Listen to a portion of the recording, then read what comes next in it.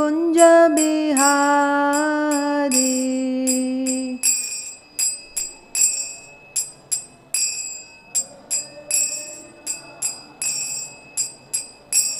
जय राधा माधव कुंज बिहारी।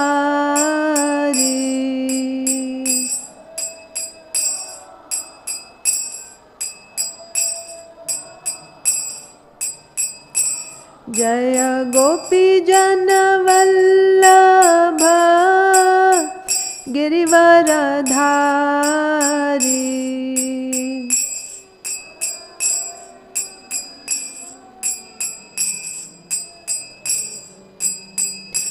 जय गोपी जन वल्लभ गिरिवरधारी।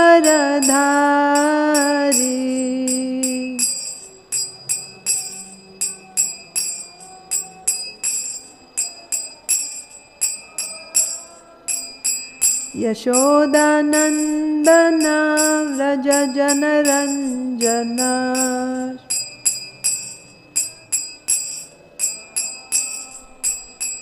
यशोदानंदन व्रज जनरंजन।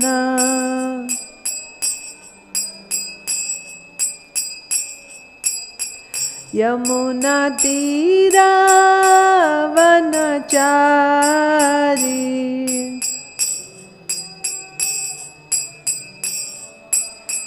यमुना तीरा वनचारी।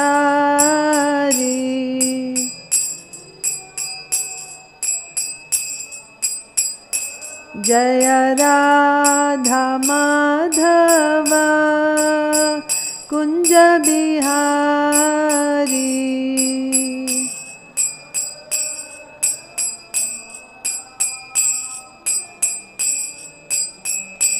जय राधा माधव कुंज बिहारी।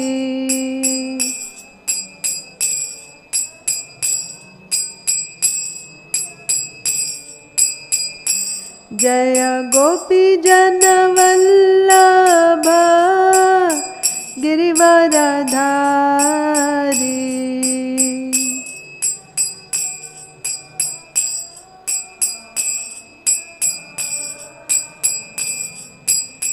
यशोदानंदन व्रज जनरंजन।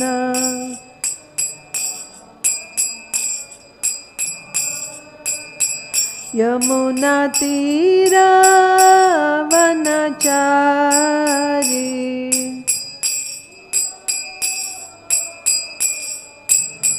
यमुना तीरा वनचारी।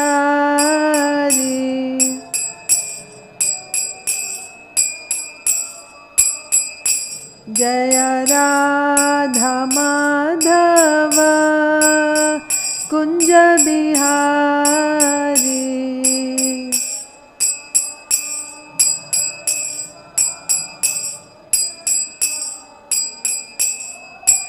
हरे Krishna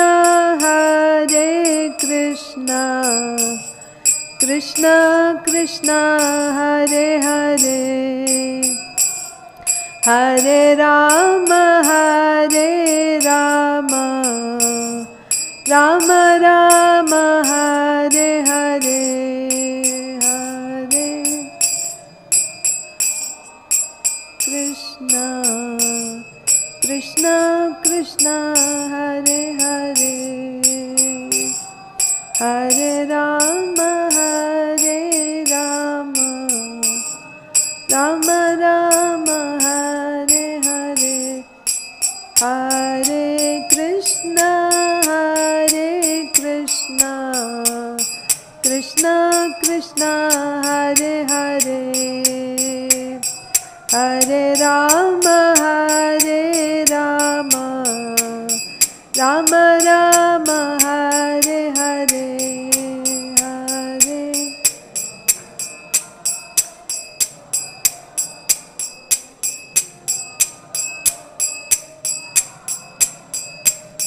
Hare Hare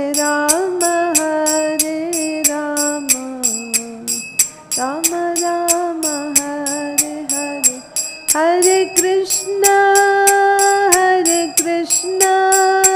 Krishna Krishna Hare Hare, Hare Rama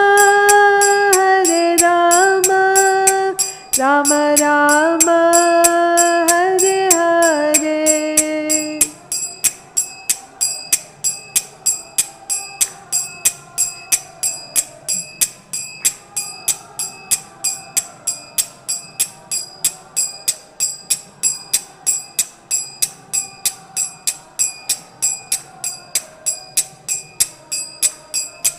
Jaya Radha Madhava Radha Madhava Radhe,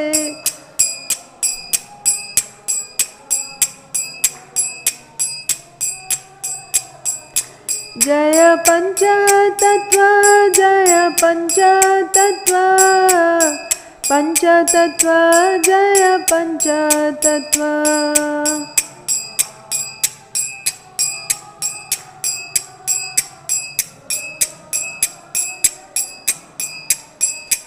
Jaya Jaya Prabhupada Prabhupada Prabhupada Jaya Jaya Prabhupada.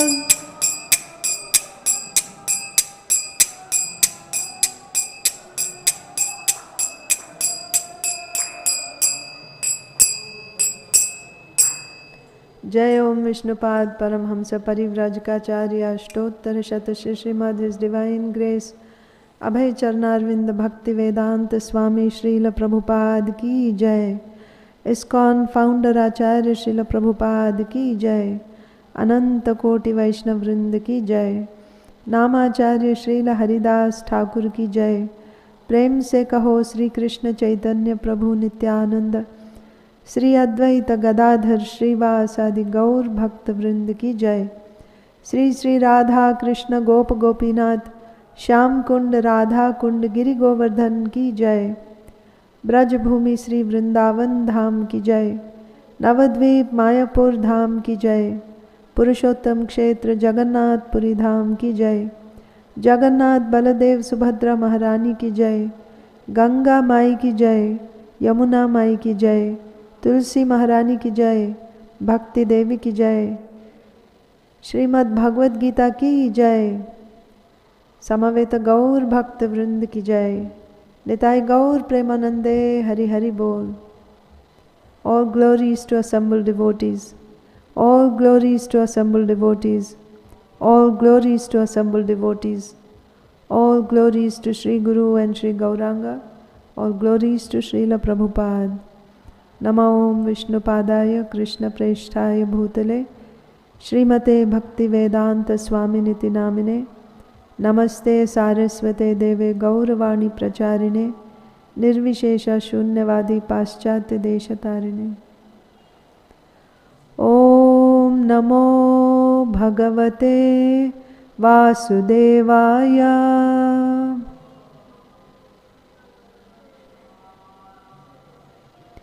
ओम नमो भगवते वासुदेवाय।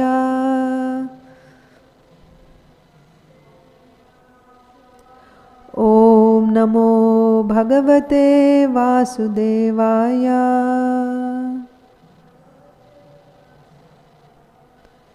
श्रीमद् भगवद गीता यथारूप 10वां अध्याय, श्लोक संख्या है 26।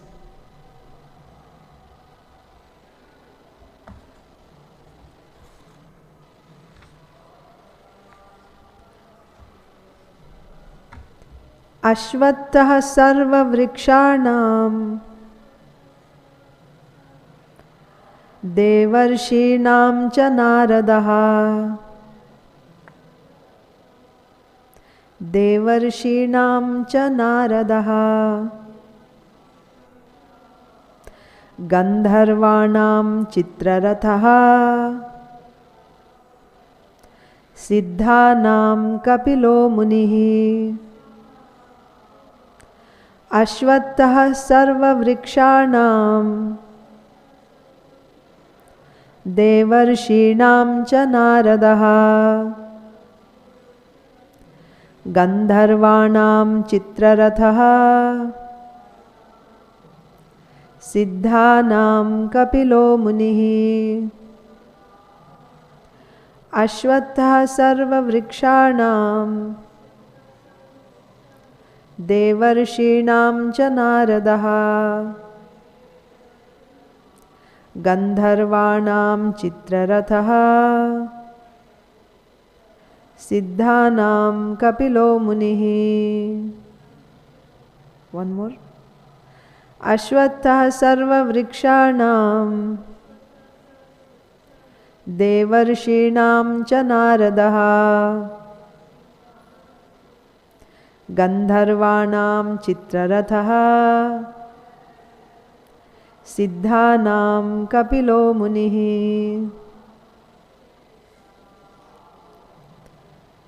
आप लोग बोलेंगे?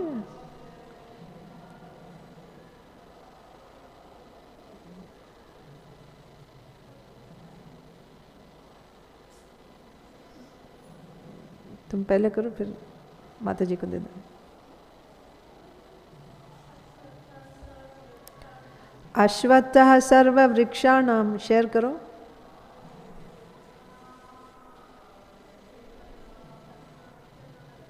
देवर्षीणां च नारदः गन्धर्वाणां चित्ररथः सिद्धानां कपिलो मुनिः। अश्वत्थः सर्ववृक्षाणां देवर्षीणां च नारदः गन्धर्वाणां चित्ररथः सिद्धानां कपिलो मुनिः। अश्वत्थः अश्वत्थ वृक्ष सर्ववृक्षाणां सारे वृक्षों में देव ऋषीणां समस्त देवर्षियों में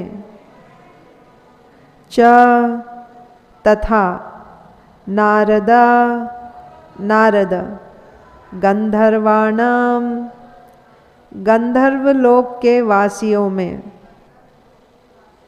चित्ररथः चित्ररथ सिद्धानां समस्त सिद्धि प्राप्त हुओं में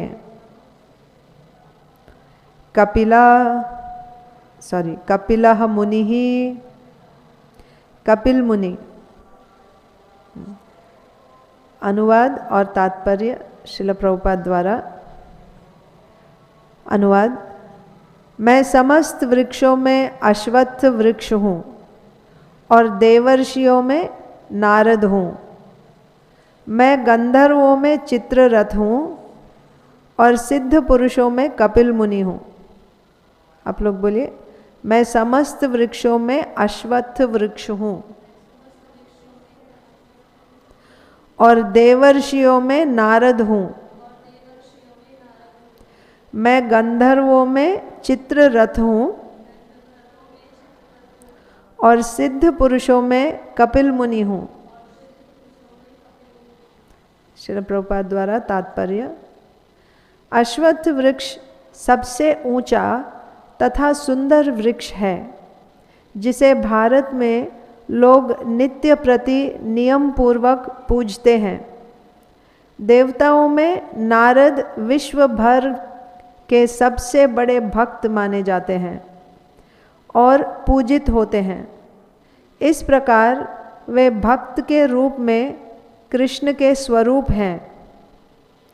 गंधर्व लोक ऐसे निवासियों से पूर्ण है जो बहुत अच्छा गाते हैं, जिनमें से चित्ररथ सर्वश्रेष्ठ गायक है।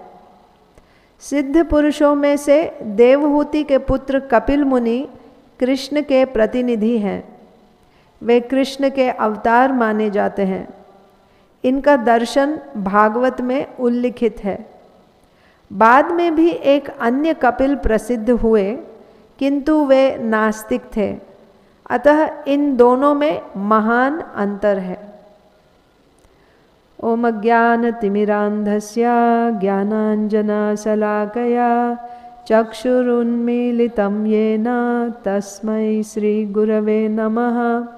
श्रीचैतन्यमनोभीष्टं स्थापितं येन भूतले स्वयं रूपः कदा मह्यं ददाति स्वपदान्तिकं।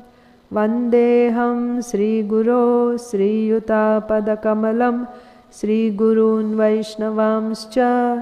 श्रीरूपं साग्रजातं सहगणरघुनाथान्वितं तं सजीवं साद्वैतं सावधूतं परिजनसहितं कृष्णचैतन्यदेवं श्रीराधा कृष्णपादान् सहगणललिता श्रीविशाखान्वितांश्च। हे कृष्ण करुणा सिन्धो दीनबन्धो जगत्पते गोपेश गोपिका कान्ता राधाकान्ता नमोऽस्तुते। तप्त काञ्चन गौरांगी राधे वृन्दावनेश्वरी वृषभानुसुते देवी प्रणमामि हरिप्रिये। वाञ्छाकल्पतरुभ्यश्च कृपा सिन्धुभ्य एव च पतितानां पावनेभ्यो वैष्णवेभ्यो नमो नमः। जय श्री कृष्ण चैतन्य प्रभु नित्यानंद श्री अद्वैत गदाधर श्रीवासादि गौर भक्तवृंद। हरे कृष्णा कृष्ण कृष्ण हरे हरे, हरे राम राम राम हरे हरे। तो ये 10वें अध्याय में आप अटेंड किए थे क्या? इससे पहले वाले क्लासेस अटेंड कर रहे हैं? आप फॉलो कर रहे हैं? नहीं ना? अच्छा दिल्ली से है, ओके ठीक है ओके फाइन। तो यहाँ पे टॉपिक ये है, ये 10वें अध्याय का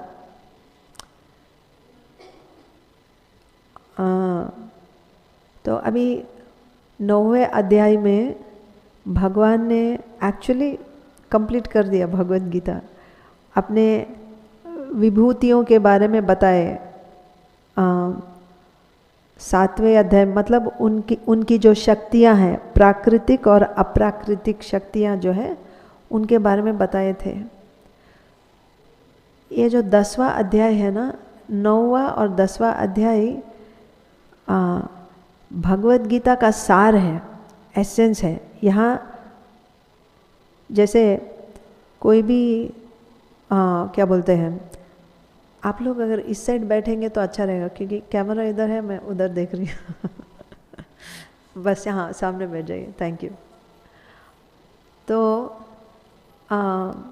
9वें और 10वें अध्याय क्या है ना, ये जो एकदम गूढ़ वस्तु होती है ना, उसको एकदम बहुत अच्छा से सावधानी से छुपा के रखते हैं। वैसे भगवत गीता का जो एसेंस है क्या है मालूम है? भगवत राज विद्या राजगुह्यम बोलते हैं ना, तो विद्याओं में राजा है, और जो गुह्य वस्तु है उसमें सबसे गुह्यतम वस्तु है। क्या है वो भगवत गीता में?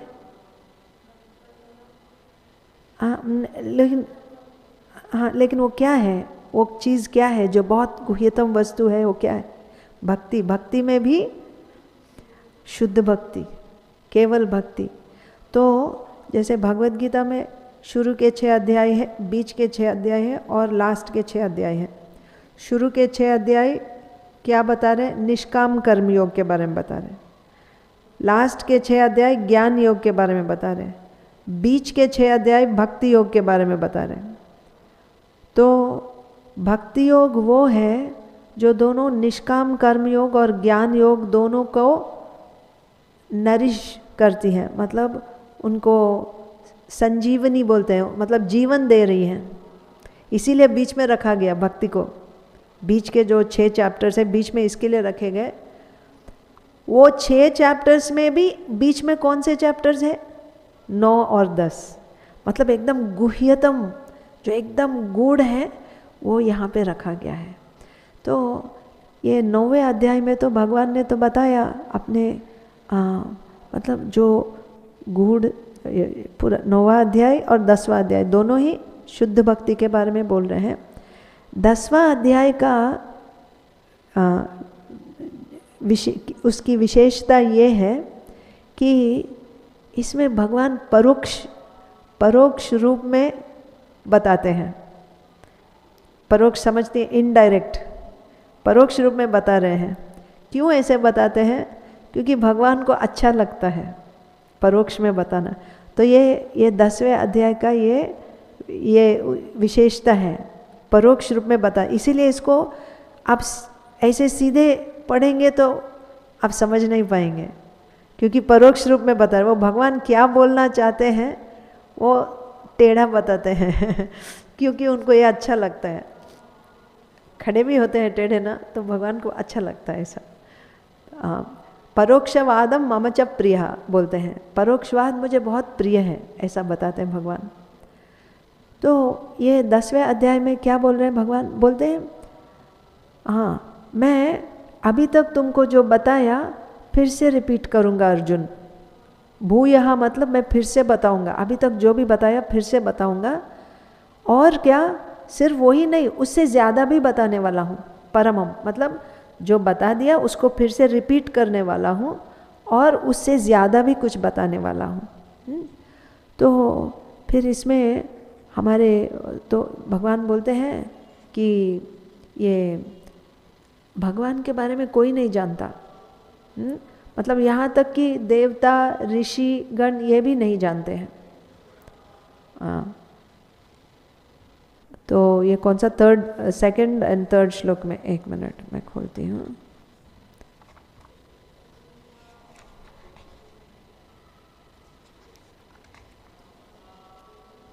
तो 20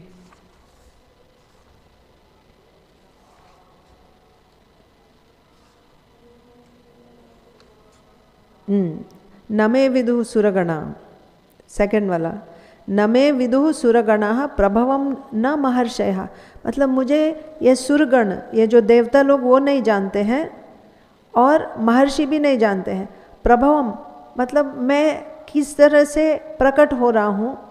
अभी भगवान का क्या है, भगवान का हम जन्माष्टमी मनाते हैं ना, मतलब भगवान का जन्म हुआ कि नहीं हुआ? क्या बोलती हैं, जन्म हुआ कि नहीं?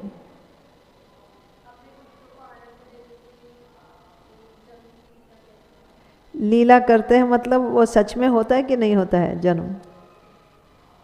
नहीं होता है। माता जी बोले होता है, आप बोले नहीं होता है। तुम क्या बोल रही हो? नहीं होता है। वैसे तो अजन्म, वही तो अजन्म है, लेकिन हम तो उनका जन्माष्टमी मनाते हैं, गौर पूर्णिमा मनाते हैं। अभी अगर हम कहेंगे कि नहीं नहीं सच में उनका जन्म नहीं होता है, हम ऐसे ही मना रहे हैं, ये तो उनका लीला है, मतलब ऐसे हमको दिखाने के लिए कर रहे हैं, सच में उनका नहीं होता है, ऐसा बोलना गलत हो जाएगा। क्योंकि भगवान का कोई भी चीज़ झूठा नहीं होता। एब्सोल्यूट ट्रूथ, परम सत्य है ना भगवान, तो कुछ झूठ नहीं होता है, सच है। तो उनका जन्म लेना भी एकदम सच है, लेकिन वो अज है, अजन्मा है, ये भी एकदम सच है। ये कैसे है? इसीलिए वो अचिंत्य है। अचिंत्य का मतलब जानते हैं? अचिंत्य मतलब दो विरुद्ध चीज़ एक ही साथ एक ही समय में रहना। भगवान में ऐसे बहुत सारे क्वालिटीज़ हैं जो विरुद्ध हैं।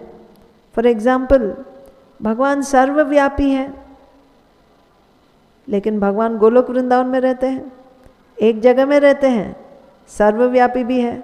अभी हमारे अनुभव में ऐसा कुछ होता है क्या कि एक व्यक्ति, जैसे मैं यहाँ बैठी हूँ और मैं चारों सब जगहों में, नहीं होता है ना।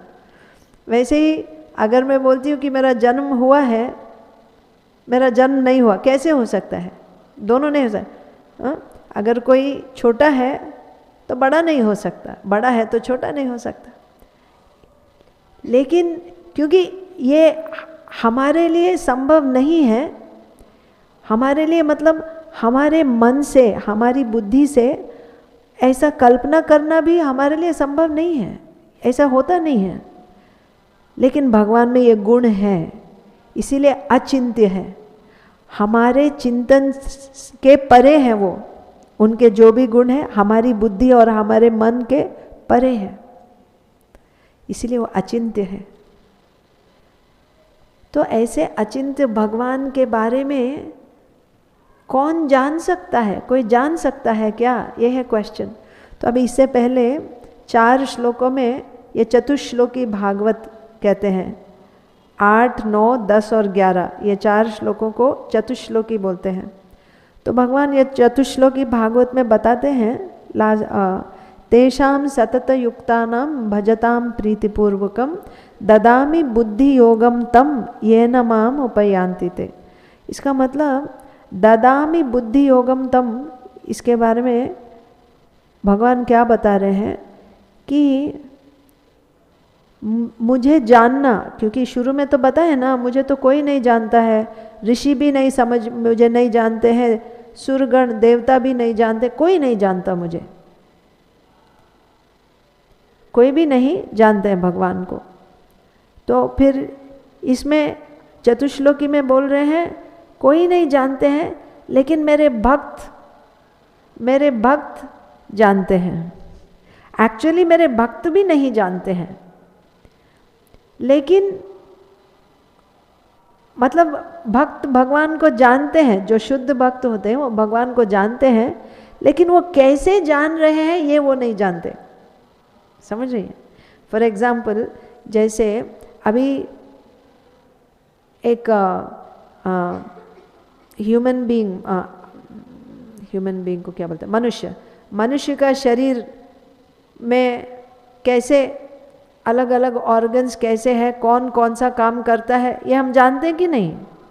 जानते हैं ना, साइंस से हम समझते हैं ना, सांस कैसे ले रहे हैं और ब्लड सर्कुलेशन कैसे हो रहा है, समझते हैं।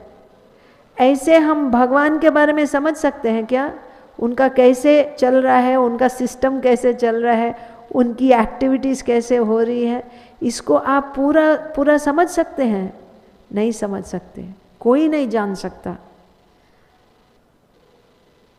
भक्त जानते हैं उनको, जब शुद्ध भक्त बन जाते हैं तो जानते, लेकिन वो कैसे जान रहे हैं वो नहीं जानते। मतलब वो भी ये एक्सप्लेन नहीं कर सकते कि भगवान कैसे है क्या, लेकिन वो समझते हैं और आनंद लेते हैं उसका, भगवान का, उनकी भक्ति का आनंद लेते हैं। तो अभी भगवान क्या बोल रहे हैं? तो भगवान के भक्त कैसे जान पाते हैं उनको? हाँ, ददामि बुद्धि योगम तम, इसका मतलब है भगवान बोलते हैं मैं स्वयं उसकी बुद्धि में मैं जाके मैं उसको वो अनुभव देता हूँ। तो अनुभव देना मतलब ज्ञान देना।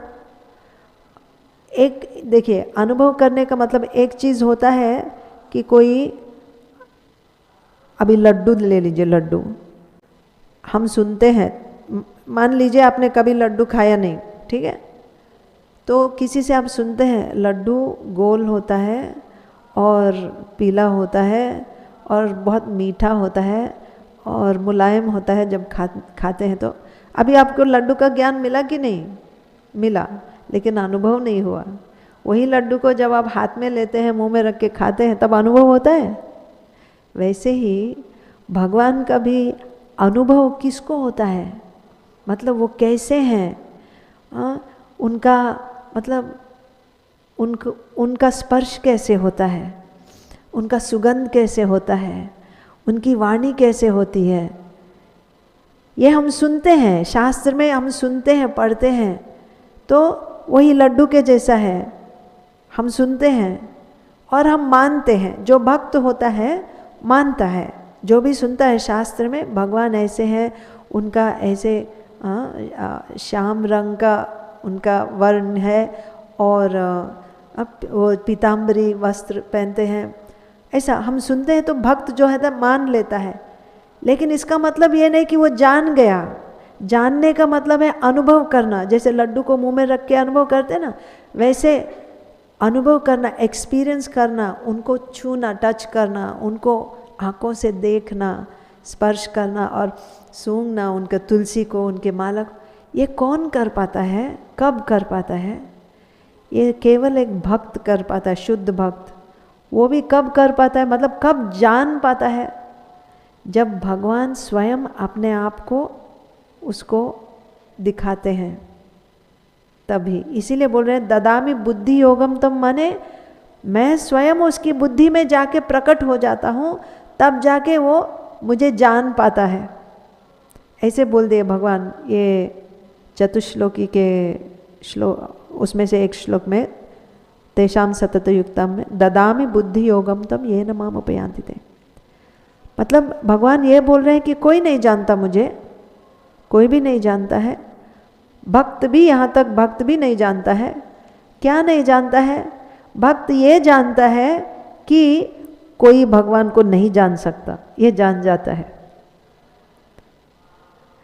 जो लोग यस्या अमतम मतम, ये शास्त्र का ये है स्टेटमेंट है, यस्या अमतम मतम यस्य मतम अमतम, माने जो सोचता है कि मैं भगवान को जानता हूँ, वो भगवान को नहीं जानता, उसको कुछ भी मालूम नहीं है।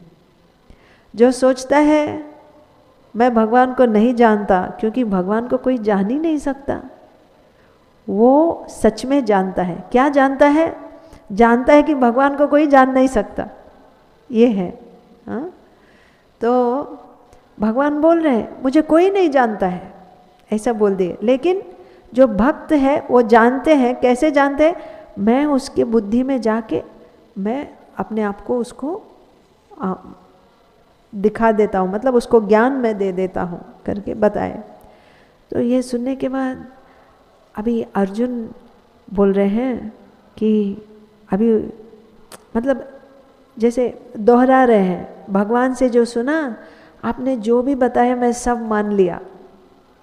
आपने जो बताया अभी तक अपने बारे में मैं सब मान लिया, मैं मान रहा हूँ, सब कुछ मान रहा हूँ। क्या बताया?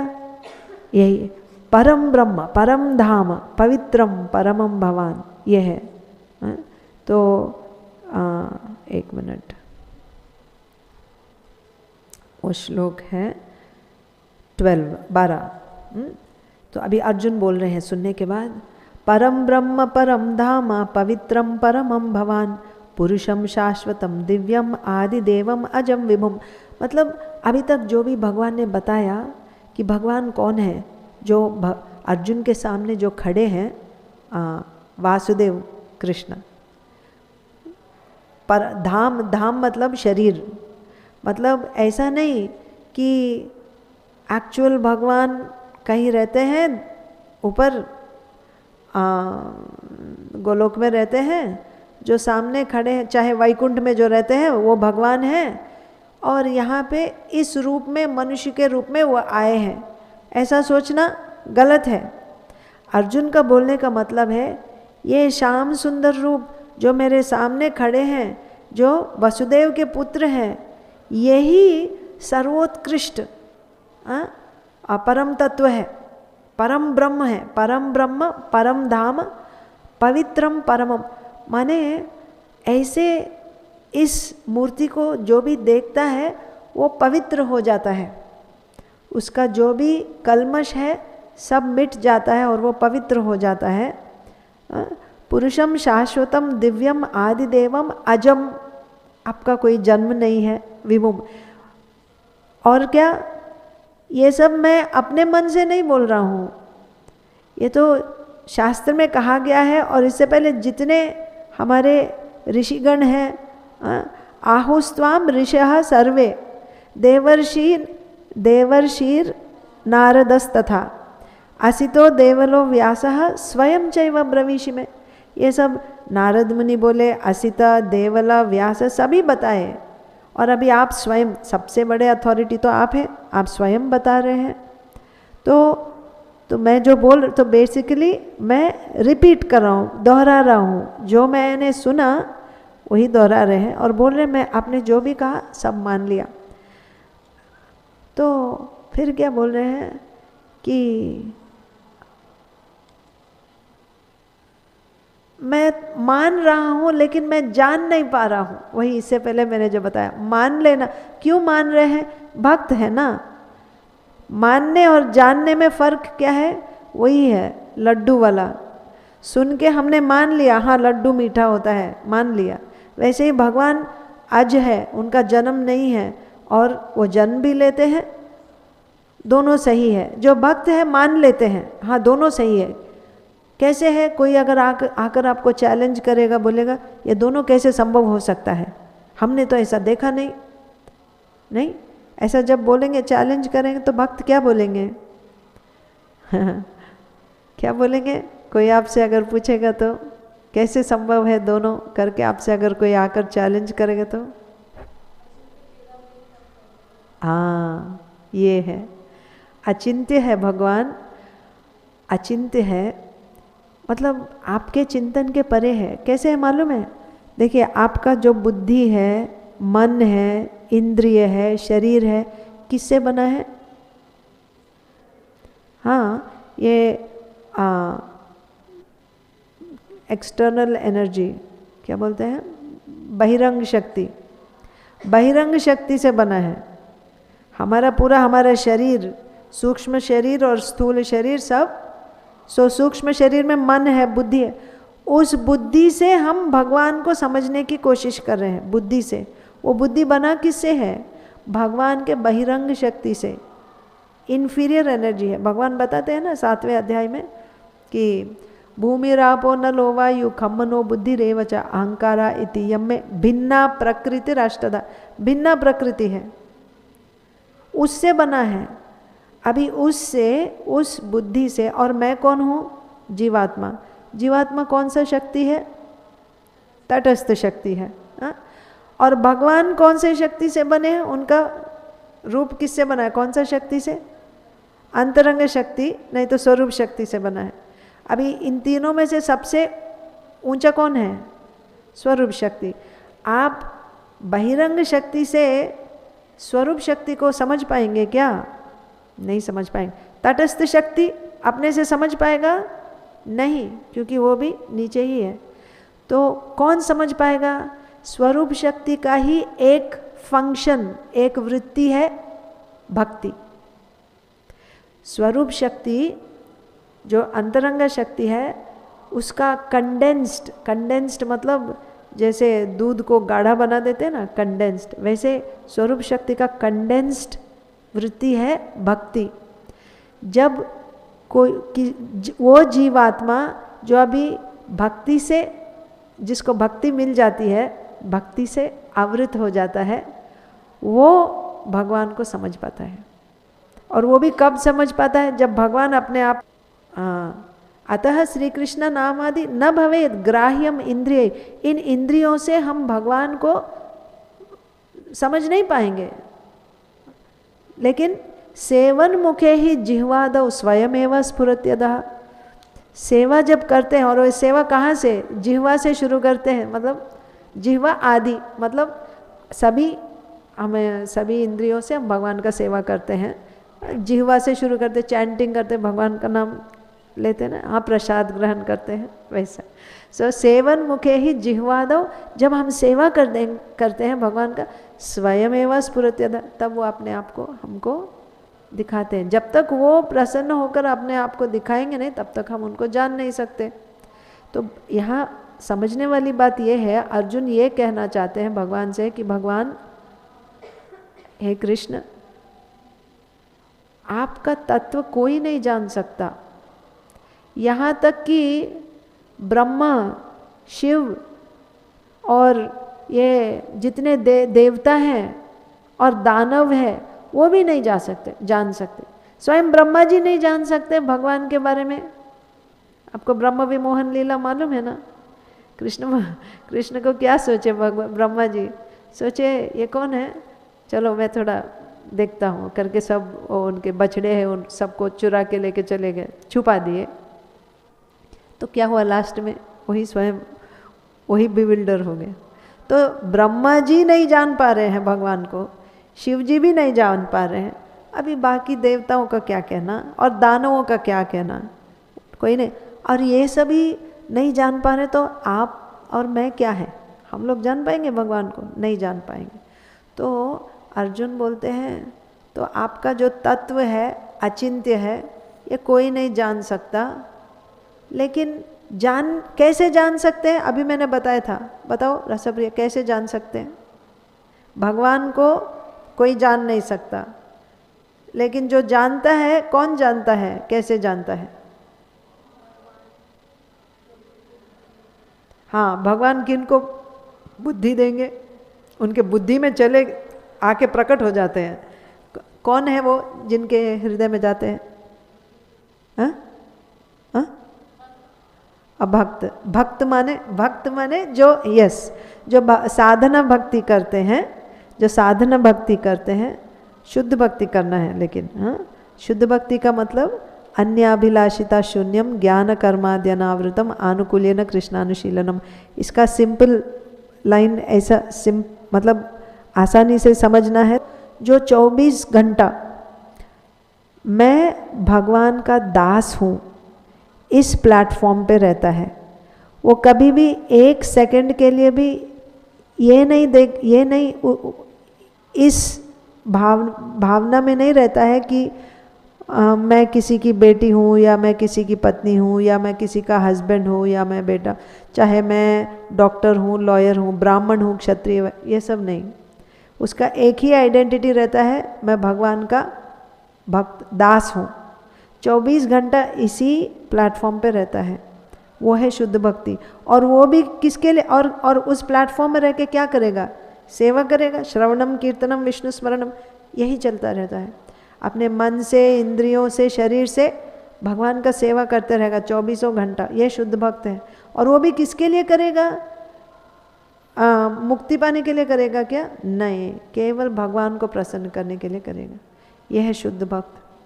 तो ऐसे शुद्ध भक्त जब साधना करते हैं, ऐसा भक्ति करते हैं, ऐसा भी नहीं सोचना चाहिए कि भक्ति करने से अभी हम भगवान को समझ जाएंगे, ऐसा है क्या? नहीं, भक्ति करने से भगवान जब प्रसन्न होंगे तब वो हमको अपने आप को दिखाएंगे, तब कोई जान सकता है। तो इतना सुनने के बाद अर्जुन क्या बोल रहे हैं कि मुझे ये समझ में आया कि आपको मैं नहीं समझ सकता तत्व, आपका तत्व समझना मेरे बस की बात नहीं है। तो फिर क्या करना है? आप ऐसा करिए, मुझे आप अपने विभूतियों, अभी भगवान को समझने के लिए क्या करना है? भक्ति करना है ना। तो भक्ति में क्या है? श्रवणम कीर्तनम विष्णु स्मरणम, स्मरणम भी है ना, याद करना। तो बोलते हैं मैं आपके जो आप मुझे अपने विभूतियों के बारे में बताइए। विभूति मतलब आपके प्राकृतिक और अप्राकृतिक शक्तियों के बारे में बताइए, जो इस संसार में है, जो हम देख सकते हैं, ताकि ऐसे कौन से चीज़ हैं इस संसार में जिनको देखकर हमको आप याद आएंगे, मतलब जिनमें हम आपको देख सकते हैं। पहले बता, तो भगवान बोलते मैंने तो बता दिया ना, अहम सर्वस्य प्रभवो मत्तः सर्वम प्रवर्तते, सब कुछ मेरे से आया है, तो जितना है सब मेरे से ही आया है, अभी और क्या सुनना चाहते हो?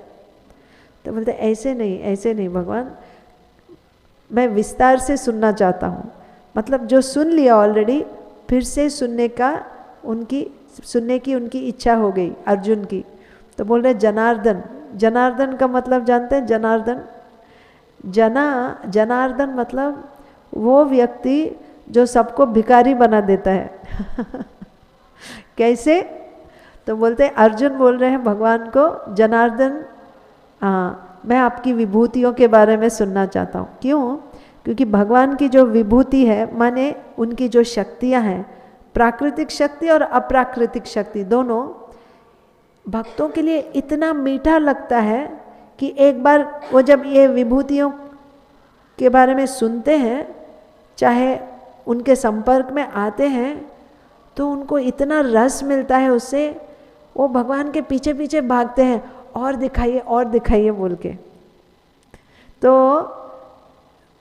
मतलब वो एकदम भिखमंगे बन जाते हैं, भगवान और चाहिए। कोई भी चीज़ हमको अच्छा लगता है तो और चाहिए ना। तो भक्त लोग भी भगवान के ये विभूति जब सुनते हैं तो और चाहिए, ऐसे पीछे पीछे भागते रहते हैं। तो अर्जुन बोल रहे हैं, ओ जनार्दन, आप अपनी विभूतियों के बारे में बताइए, विस्तार से बताइए। क्यों?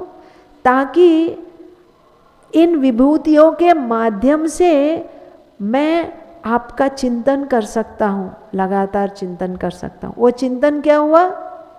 भक्ति। ऐसे चिंतन करने से, भक्ति करने से जब भगवान प्रसन्न हो जाएंगे, तब भगवान अपने आप को दिखा देंगे, तब मैं जानूंगा। ऐसे तो मैं आपके तत्व को जान नहीं सकता। तो अर्जुन ने अभी ये निकाला है एक रास्ता भगवान को जानने का, कि आप अपने विभूतियों के बारे में बताइए। इसीलिए तब भगवान शुरू में तो बोलते हैं कि मेरे विभूति तो वैसे सब कुछ मेरे से ही आ रहा है, लेकिन मैं सिर्फ प्रमुख जो विभूति वो बताऊंगा। घास फूस, मैं घास हूँ, मैं ये हूँ, मैं तृण हूँ, ये सब मैं नहीं बोलने वाला हूँ, क्योंकि सब कुछ तो मेरा ही शक्ति है। जो प्रमुख है, प्राधान्य जो है, वो मैं बताऊंगा। क्यों? ताकि उनके माध्यम से अर्जुन और हम सब लोग भगवान का चिंतन कर सकते हैं। तो उसमें तो बहुत कुछ, इससे पहले कुछ श्लोकों में भगवान बताए। आज के श्लोक में हम क्या पढ़े? बोलते हैं, वृक्षों में कौन है भगवान? वृक्षों में कौन है? आज ही पढ़े थे ना हम लोग अभी। अश्वत्थ वृक्ष है। यस, अश्वत्थ सर्व वृक्षाणम, सभी वृक्षों में मैं अश्वत्थ वृक्ष हूँ। और हाँ, देवर्षियों में कौन है? नारद है। और गंधर्वों में चित्ररथ, और सिद्धों में कपिल मुनि। ये आज का श्लोक है, ये तो आपको याद रखना पड़ेगा। वृक्षों में कौन है? अश्वत्थ। और देवर्षियों में नारद, गंधर्वों में चित्ररथ, और सिद्धों में कपिल मुनि। ये है। तो अभी ऐसा है क्या कि भगवान बोल रहे हैं वृक्षों में मैं अश्वत्थ हूँ, तो अभी जाके आप राधा माधव का पूजन नहीं करके रोज जाके अश्वत्थ का आरती करेंगे कि यही कृष्ण है? ऐसा है क्या? नहीं, ऐसा नहीं सोचना चाहिए हमको। मतलब जब भी हम अश्वत्थ वृक्ष को देखेंगे, वो अश्वत्थ वृक्ष हमको राधा माधव की याद दिलाना चाहिए, भगवान की याद दिलाना चाहिए। क्यों? क्योंकि भगवान बोल रहे सभी वृक्षों में मैं अश्वत्थ वृक्ष हूँ। सब कुछ भगवान से आ रहा है, लेकिन जो प्रमुख विभूति है वो यहाँ पे बता रहे हैं। किसके लिए बता रहे हैं? व्हाट इज, क्या कारण है ये? हाँ, ताकि स्मरण कर सकते हैं। और स्मरण क्यों करना है? क्यों करना है स्मरण?